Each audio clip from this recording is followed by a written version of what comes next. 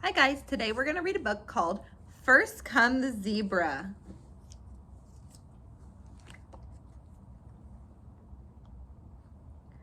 The sun is rising over the grasslands in Kenya. The tall grass is lush and green after a long rainy season. Soon the great migration will begin and nearly 2 million animals will come from the vast savanna in the neighboring Tanzania. The grass there has been grazed down to the ground, so the animals migrate to Kenya where there is plenty. They have done this for thousands of years.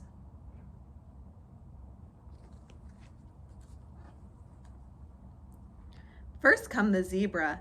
They will eat only the very top of the grass.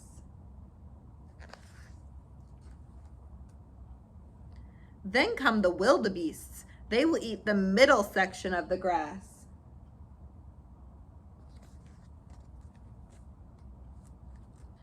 Last come the small Thomason gazelles.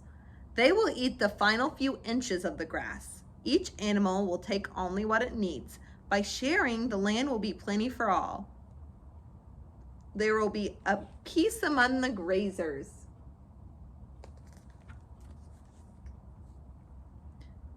Abani, a young Maasai boy, wakes up early in the morning. He drinks a cup of milk for breakfast and goes outside.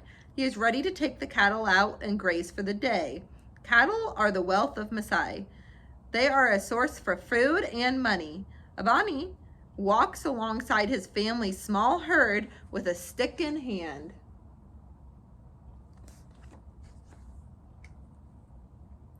Ahead of him, Abani sees a small roadside stall filled with fruit and vegetables from the Kiyuni farm.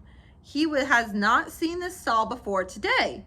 It tells him there is a new farm nearby. A Kinayu boy, about the same age as Abani, is tending the stall. Abani calls out, "Gia lau ni Abani, Gia lakai ni ani." My name is Abani, who are you? The answer comes quickly. Jina langu ni Haki. My name is Haki. Abani has heard the elders complain about the Kiyun farmers and knows that the Kiyun farmers are planted on grasslands. The Maasai also need their cattle to graze. Without thinking, Abani repeats what he has heard others say. "You destroy our land," Abani shouts at Haki. "How dare you say that to me," answers Haki. "You sleep in a hut with your cows." Abani is furious. "You crawl in the dirt," he yells. All the while, Abani is walking closer and closer to the stall. He raises his arm. He wishes he had a spear, not just a stick.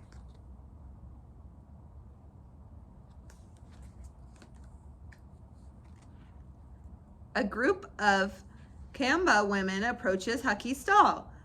The Kamba are known for their sturdy handmade baskets called kindos.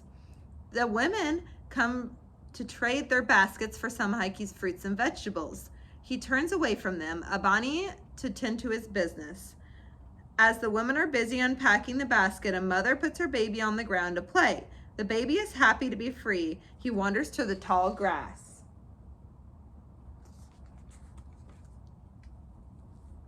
A short distance away, 3 warthogs are rooting in the grass for their favorite plants to eat. Abani sees them. He knows that warthogs will attack anything that gets into their territory. Suddenly, Abani notices the baby toddling toward the animals. He cannot run over and lift the baby out of danger without risking both his life and the baby's life. If he could just distract the warthogs, somebody else could come grab the baby. There is no time to lose.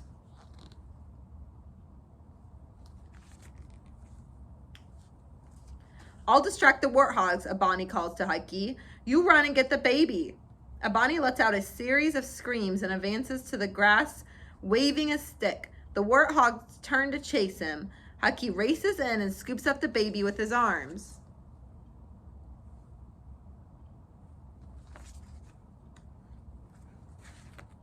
The warthogs grunt and snort loudly as they run from Abani. The Kamba women hear the commotion and the baby's mother realizes her child is gone. After a moment, Haki appears. The mother reaches out and takes the baby from her, a grateful smile on her face.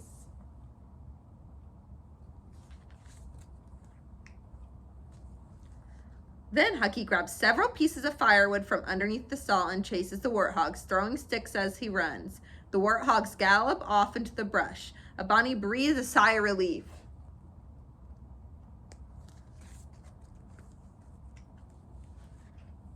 The baby is safe. Abani and Haki are safe. The boys eye each other. Haki is all right, even if he is a Kiyun. Abani thinks, but he says nothing to Haki. Good work, and from a Maasai. Haki thinks, but he remains silent.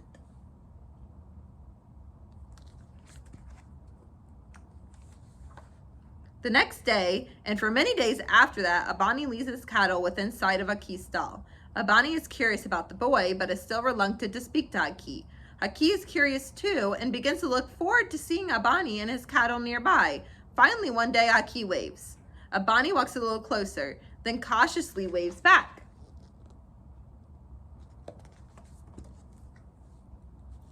A few days later, Abani notices a Manakala board under Haki's stall.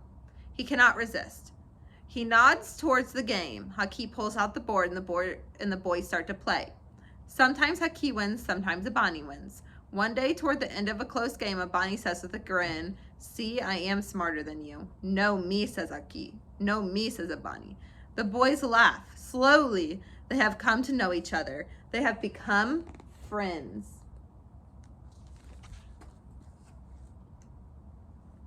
Soon, an idea begins to take shape. "What if you could give me some of our fruits and vegetables in exchange for some of your cow's milk?" says Haki. Abani thinks for a few moments. "We could try it," he says. "It would really surprise everyone in my family." "We will share what we have," Haki adds. "Yes, we should try it," Abani says. "And maybe our families will become friends too, just like we have."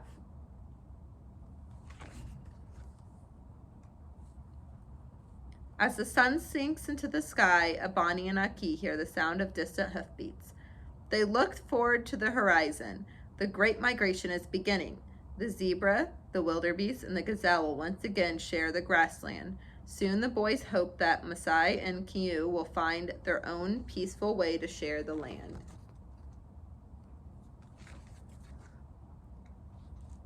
The end.